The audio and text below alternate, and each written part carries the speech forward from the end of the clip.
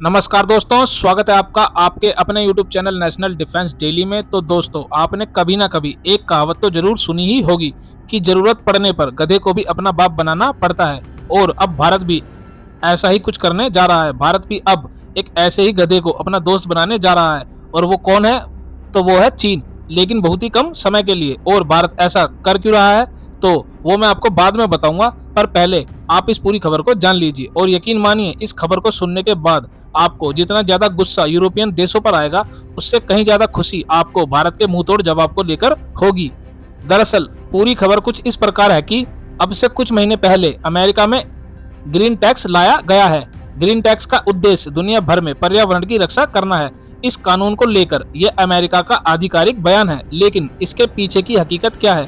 तो इसकी हकीकत बेहद हैरान करने वाली है। और यह बिल्कुल हरा नहीं है, यह पूरी तरीके से काला है। दरअसल अमेरिका का मकसद भारत, चीन, इंडोनेशिया, ब्राजील जैसे दुनिया के उन तमाम विकासशील देशों को रोकना है जो अर्थव्यवस्था के मामले में अमेरिका और यूरोपियन देशों को एक एक कर मात दे रहे हैं। किस तरीके से?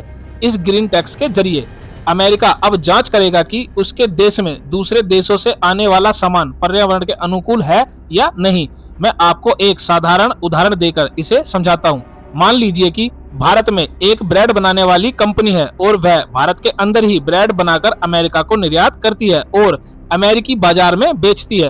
तो अब अमेरिका जांच करेगा कि उस ब्रेड बनाने वाली कंपनी में जो बिजली इस्तेमाल की गई है, उस फैक्ट्री में जो एनर्जी का इस्तेमाल किया गया है, क्या यह बिजली कोयले से पैदा हुई है या बिजली ऐसे स्रोत से आई है जिससे बहुत अधिक प्रदूषण होता है, या ब्रेड बनाने के दौरान पर्यावरण को बहुत नुकसान हुआ है या नहीं।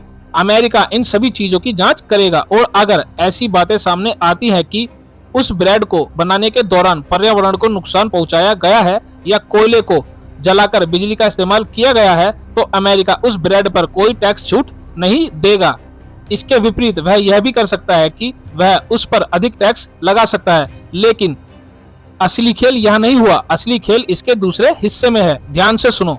इस कानून के दूसरे हिस्से में कहा गया है कि मान लीजिए वो ब्रेड बनाने के दौरान क्लीन एनर्जी का इस्तेमाल हुआ है, मतलब कि सौर ऊर्जा का उपयोग किया गया है, पवन ऊर्जा का उपयोग किया गया है, इसीलिए यह पर्यावरण की रक्षा करती है। यहाँ तक कि उस कारखाने में ऐसे उपकरण भी लगाए गए हैं जिससे पर्यावरण को कोई नुकसान ना हो। ऐसे में अमेरिका ब्रेड पर टैक्स में छूट देगा तो वह उत्पाद अमेरिका में सस्ता होगा और अधिकांश लोग उस उत्पाद को चुनेंगे। तो आपको लग रहा होगा कि यार ये सही कानून है, इससे पर्यावरण की रक्षा होगी, दुनिया को ग्लोबल वार्मिंग से राहत मिलेगी। इस कानून के लिए हमें अमेरिका को धन्यवाद करना चाहिए। तो इससे पहले कि आप धन्यवाद कहें, जरा अंदर की बात समझ लीजिए। दरअसल यह कानून बहुत ही चतुराई से लाया गया है, क्योंकि जो भारत और चीन जैसे देश हैं, यहाँ पैदा होने वाली ज्यादातर बिजली कोयले को जलाने से ही पैदा होती है। उदाहरण के लिए भारत और चीन दोनों देशों में कोयले को जलाने से 50 से लेकर 60% बिजली उत्पन्न होती है। और अगर मान लीजिए हम चाहते हैं कि आज हमें कोयले से पूरी तरह स्वच्छ ऊर्जा की ओर जाना है, हम कोयले से 1% भी बिजली नहीं बनाएंगे, तो सबसे पहले इसे पूरी तरह से शिफ्ट होने में 5 से लेकर 10 साल लगेंगे। दूसरा, इस काम के लिए अरबों डॉलर की जरूरत होगी, इतने अरबों डॉलर की जरूरत होगी कि जिसे चीन भी इस वक्त अफोर्ड नहीं कर सकता। इसीलिए चीन भी धीरे धीरे कोयले पर अपनी निर्भरता कम कर रहा है और कोयले से पूरी तरह बाहर निकलने में कम से कम 30 साल लगेंगे। इससे आप समझ सकते हैं कि यह प्रक्रिया कितनी धीमी और खर्चीली है। वहीं बात करें स्वच्छ ऊर्जा और इसकी तकनीक के मामले में, अमेरिका और यूरोपियन देश पहले से ही काफी उन्नत हैं। ज्यादातर देश क्लीन एनर्जी पर शिफ्ट कर चुके हैं और बचे कुछ देश आने वाले कुछ सालों में शिफ्ट हो जाएंगे।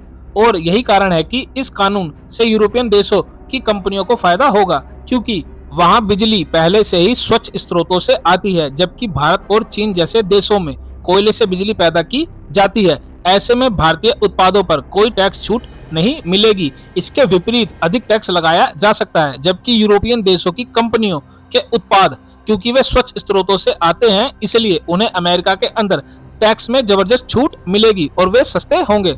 अब लोग वहां ज्यादातर सस्ता उत्पाद ही खरीदते हैं, इसलिए यूरोप की कंपनियां अमेरिका में उभरेंगी। और आपको बता दूं कि इस ग्रीन टैक्स को देखते हुए यूरोपियन देश भी इसी तरह का टैक्स पूरे यूरोपियन यूनियन में लाने जा रहे हैं।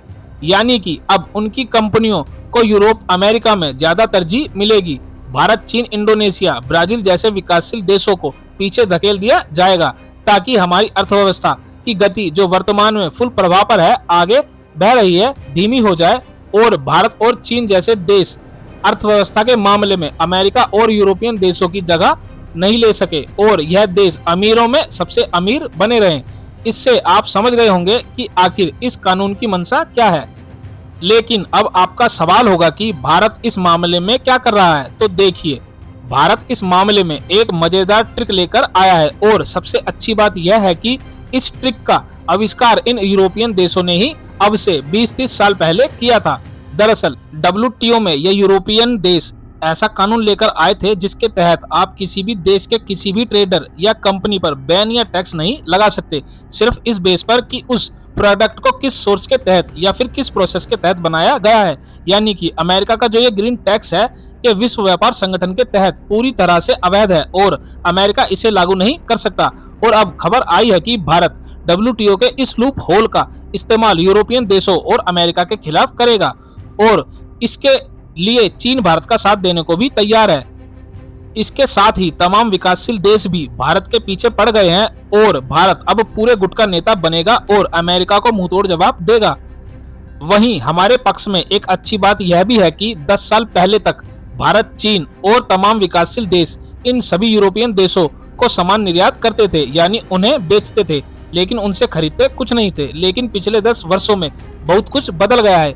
यूरोपियन देशों और अमेरिका का निर्यात भारत, चीन और सभी विकासशील देशों में बढ़ गया है, बल्कि यह कई खरबों डॉलर का हो गया है। ऐसे में अगर ये देश ग्रीन टैक्स लाते हैं और इसके जवाब में हम उनकी कंपनियों के खिलाफ कोई कर लगाने की कार्रवाई करते हैं तो उनका नुकसान भी भयानक होगा। यानी कि एक बात तो तय है कि इस बार मामला उतना एक तरफा नहीं है जितना पहले हुआ करता था यूरोपियन देशों के पक्ष में। हालांकि इस मामले पर जो भी कार्रवाई होगी, मैं आपको इस पर नियमित अपडेट देता रहूंगा। बस आप लोग चैनल को सब्सक्राइब करके रखना। फिलहाल इस वीडियो में इतना ही। Thanks for watching the video.